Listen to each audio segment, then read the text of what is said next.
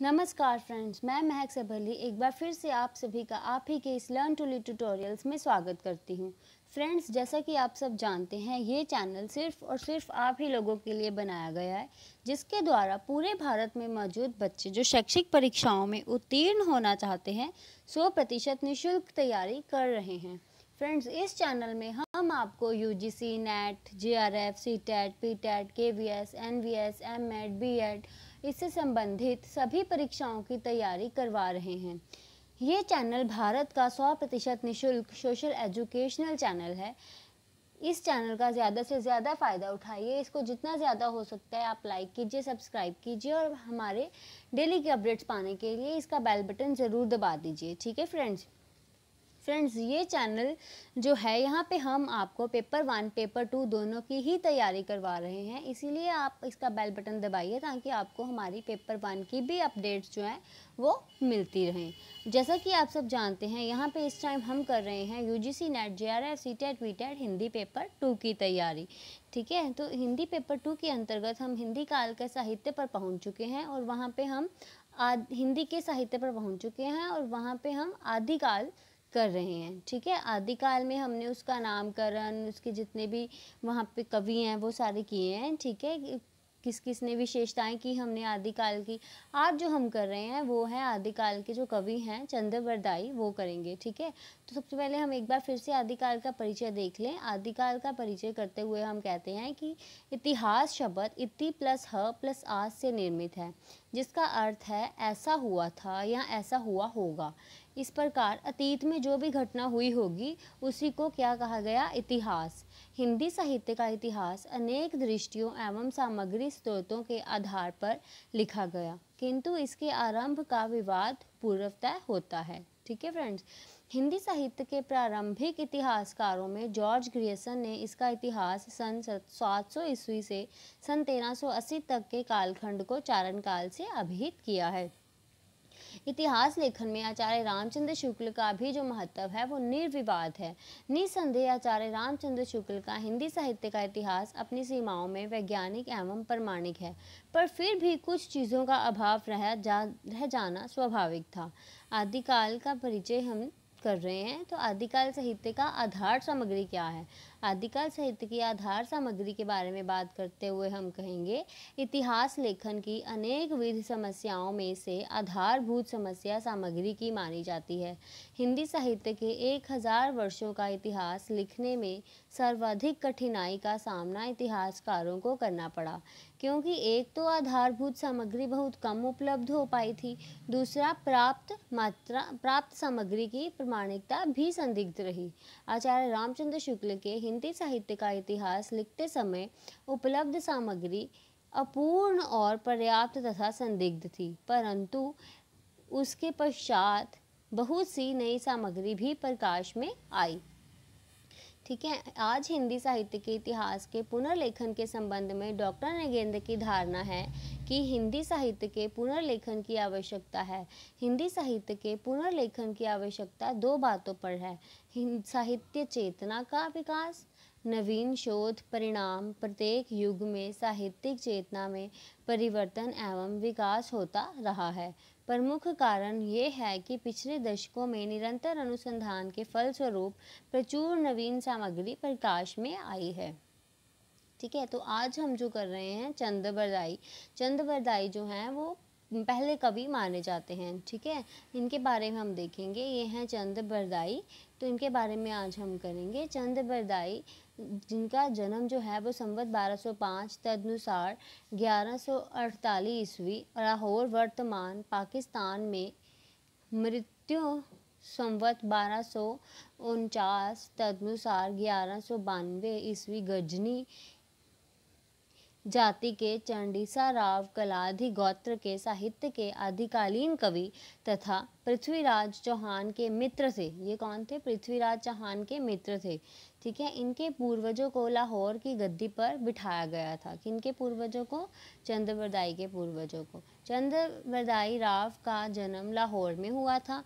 बाद में वह अजमेर, दिल्ली के सुविख्यात हिंदू नरेश पृथ्वीराज का सम्माननीय सखा, राजकवि और सहयोगी हो गए थे। इससे उसका अधिकांश जीवन महाराजा पृथ्वीराज चौहान के साथ दिल्ली में ही बीता था। ठीक है, वह उनके मित्र थे पृथ्वीराज चौहान के। वह राजधानी और युद्ध क्षेत्र सब जगह पृथ्वीराज के साथ रहे थे। उसकी विद्यमानता का काल 13वीं सदी है। चंद्रवरदाई का प्रसिद्ध ग्रंथ पृथ्वीराज रासो है। इसकी भाषा को भाषा शास्त्रियों ने पिंगल की भाषा कहा है, जो राजस्थान में ब्रज भाषा का प्राय है। इसीलिए चंद्रवरदाई राव को ब्रज भाषा हिंदी का प्रथम कवि भी माना जाता है। रासो की रचना महाराज पृथ्वीराज के युद्ध वर्णन के लिए हुई है। इसमें उनके वीरतापूर्ण युद्धों और प्रेम प्रसंगों का कथन है। अतः उसमें वीर और श्रृंगार दो ही रस हैं। राव चंद्रवरदाई ने इस ग्रंथ की रचना प्रत्यक्षदर्शी की भांति की है, लेकिन शिलालेख प्रमाण से ये स्पष्ट होता है कि इस रचना को पूर्ण करने वाला कोई अज्ञात कवि है, जो चंद और पृथ्वीराज के अंतिम क्षण का वर्णन कर इस रचना को पूर्ण करता है। ठीक है फ्रेंड्स। चंद्रवरदाई राव को हिंदी का पहला कवि और उनकी रचना पृथ्वीराज रासो को हिंदी की पहली रचना होने का सम्मान प्राप्त है। पृथ्वीराज रासो की हिंदी का सबसे बड़ा काव्य ग्रंथ है। पृथ्वीराज रासो हिंदी का सबसे बड़ा काव्य ग्रंथ है। इसमें 10,000 से अधिक छंद हैं और तत्कालीन प्रचलित 6 भाषाओं का प्रयोग किया गया है। इस ग्रंथ में उत्तर भारतीय क्षत्रिय समाज व उनकी परंपराओं के विषय में विस्तृत जानकारी मिलती है। इस कारण ऐतिहासिक दृष्टि से भी इसका बहुत महत्व है। वे भारत के अंतिम हिंदू सम्राट पृथ्वीराज चौहान तृतीय के मित्र तथा राजकवि थे। चंद्रवरदाई भारत के अंतिम हिंदू सम्राट पृथ्वीराज चौहान तृतीय के मित्र तथा राजकवि थे। पृथ्वीराज ने 1165 से 1192 तक अजमेर व दिल्ली पर राज किया। यही चंद्रवरदाई राव का रचना काल भी था। पृथ्वीराज रासो के बारे में अब हम बात करें, जो उन्होंने ग्रंथ लिखा था उसके बारे में। चंद्रवरदाई द्वारा लिखित पृथ्वीराज रासो एक बहुचर्चित चरित्र काव्य है।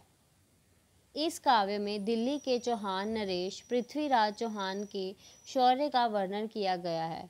चंद्रवरदाई दिल्ली के सम्राट महाराजा पृथ्वीराज चौहान के सखा, सामंत और राजकवि थे।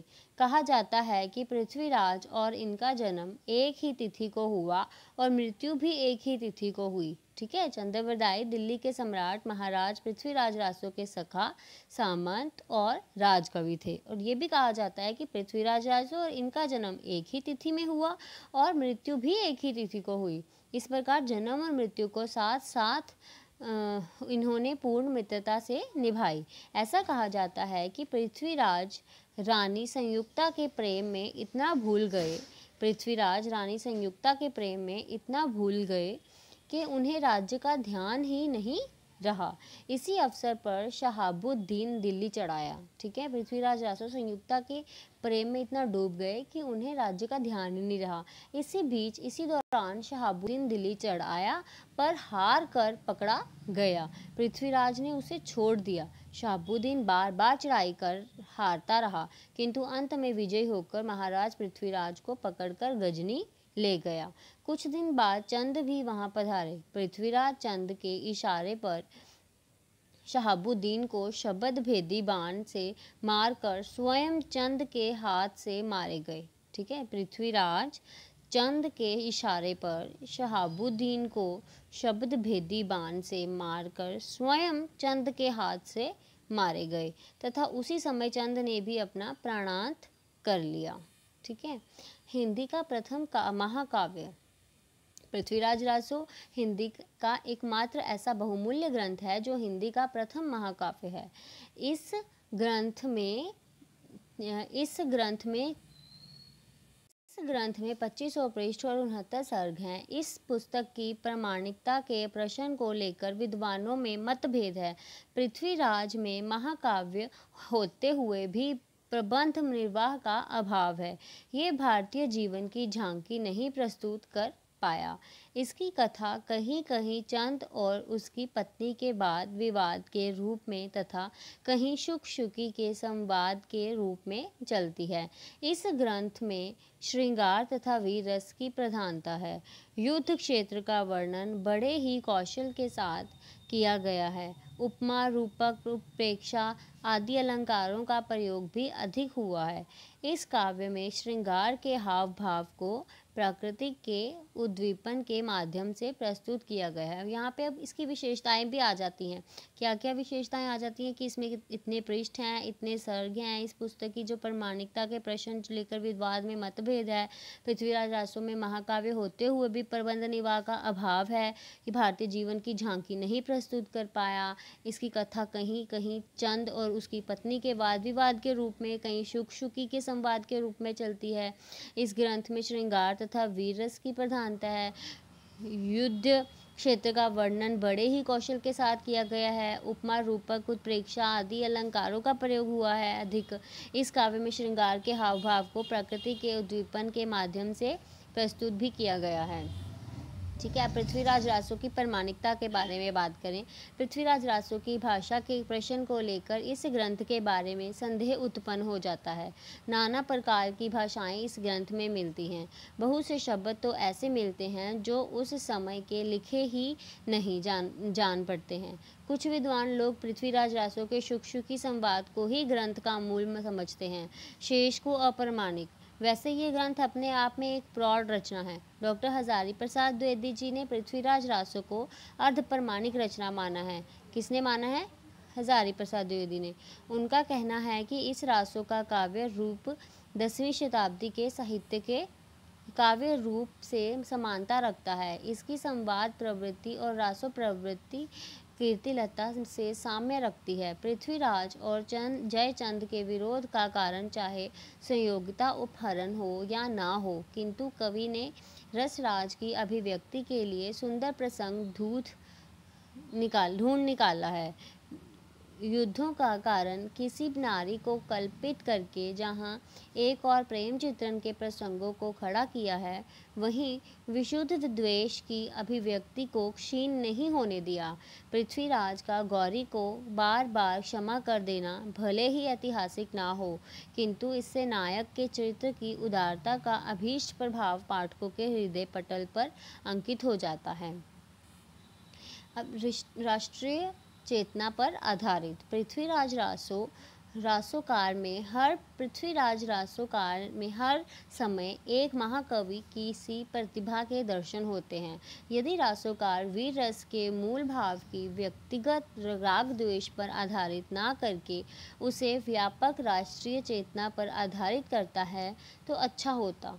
साथ रासों में वर्णित प्रेम भाव में अभीष्ट गहनता भी नहीं आ पाई है, किंतु इन त्रुटियों के लिए चंद को दोषी नहीं ठहराया जा सकता, क्योंकि वह युग संकुचित राष्ट्रीयता और सामंती विलासता का था। वस्तुतः रासो और उसके कर्ता कवि चंद का महत्व हिंदी साहित्य में अमर है। ठीक है फ्रेंड्स, तो ये हमने किया चंद्रवरदाई का पृथ्वीराज रासो। ठीक है, thank you for watching our video. Please like, share and subscribe. Thank you so much friends.